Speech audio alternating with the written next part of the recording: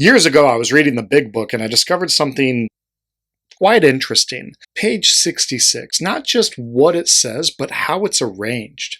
Let me explain. Page 66 arguably covers the most information about resentments than any other single page in the book. It says things like, as in war, the victor only seemed to win, our moments of triumph were short-lived.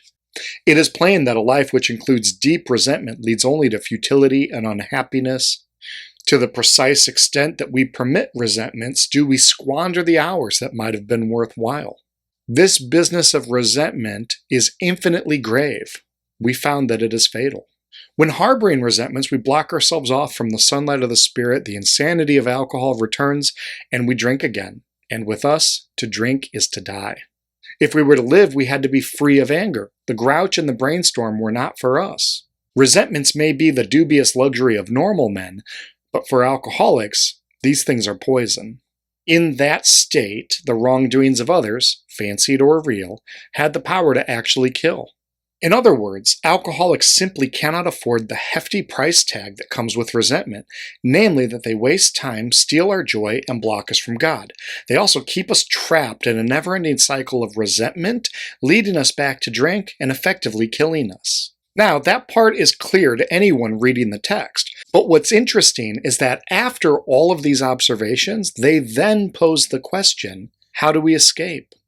Now that tells us that the fact that they spent the entire page telling us, essentially, resentments are bad, okay, is not actually going to be enough to keep us from being resentful. In other words, the simple realization that resentments are dangerous will not prevent resentments. Sound familiar? It's much the case with alcohol. The simple realization that we cannot drink safely doesn't keep any real alcoholic from taking that drink, does it?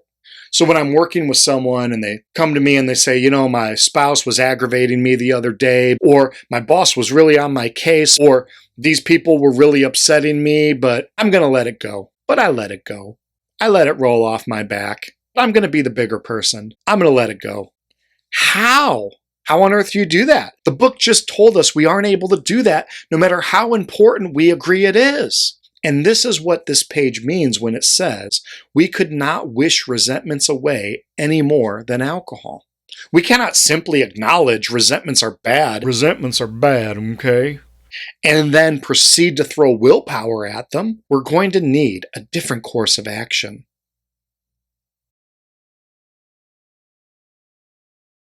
Hey, me again. Believe it or not, I am not going to ask you to like and subscribe if you find these videos helpful, because if you find these videos helpful, then obviously that's something you're going to do anyway. Now, if you'd like to share your gratitude, an easy way for you to do that is take a survey I designed, which is going to help me create better content for you and many others. It's free, takes less than a minute, and you'll get added to my list of favorite people who occasionally get sent invitations to live online events where you can chat with me personally. When you want to fill out the survey, you'll find the link in the description below. Either way, I appreciate you being here and look forward to getting together again in the next video shortly. Yeah? Keeper?